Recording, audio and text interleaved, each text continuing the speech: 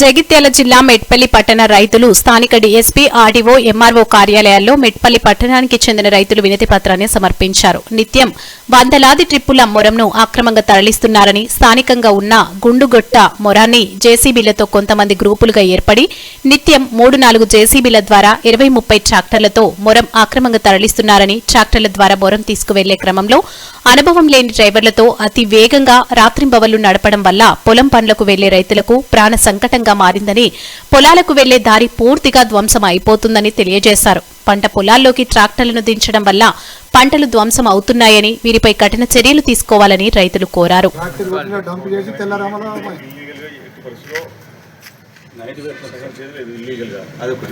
రోడ్ల మీద బండ్లు పెడుతుంది సార్. మాకు రైతులకు పోవడానికి ఇబ్బంది అవుతుంది సార్. వ్యవసాయ భూములన్నీ అట్టే ఉంటాయి సార్. మాకు హార్వెస్టర్ పోదు సార్, ఏడు బండి పోదు సార్, చేసి పోదు సార్. ఎంటర్టైన్ చేసేది లేదు. ఇల్లీగల్ గా దాన్ని వెహికల్స్ నడుస్తే మొత్తం యాక్షన్ తీసుకోండి సార్. ఆర్టీఓ గారికి కూడా లేని ఇబ్బందులు పెడుతుంది సార్. వాళ్ళు ఆక్యుపై సార్, ఇండ్లే ఆక్యుపై రోడ్డు మీద బండ్లు పెట్టి తాగి రోడ్డు మీద వంటారు. ఇంత కాలు తగలగానే లంజొడక బండి ఆపురం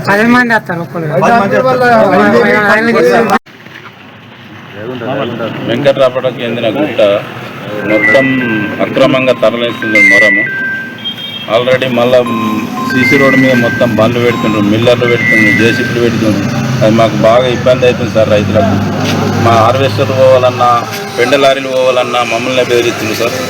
మీరు ఏదన్నా ఉండి దయచేసి చర్య తీసుకోవాలి సార్.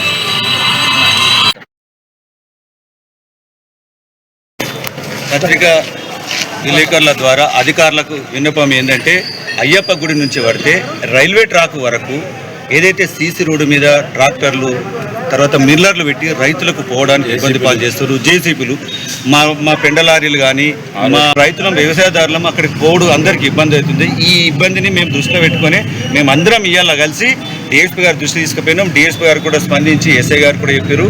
ఎస్ఐ గారు కూడా చర్య తీసుకుంటున్నారు. అదేవిధంగా ఆర్డీఓ గారి దగ్గర కూడా అందరం రైతులందరం వచ్చినాము. మీ ద్వారా మేము కోరేది అంటే ఇదంతా ఎస్పీ గారు కానీ కలెక్టర్ గారిని దృష్టి తీసుకుని మా రైతులకు అక్కడికి పోవడానికి ఇబ్బంది లేకుండా కలిగేయాలని మీ పత్రికా విలేకరుల సమక్షంలో మేము కోరుతున్నాం.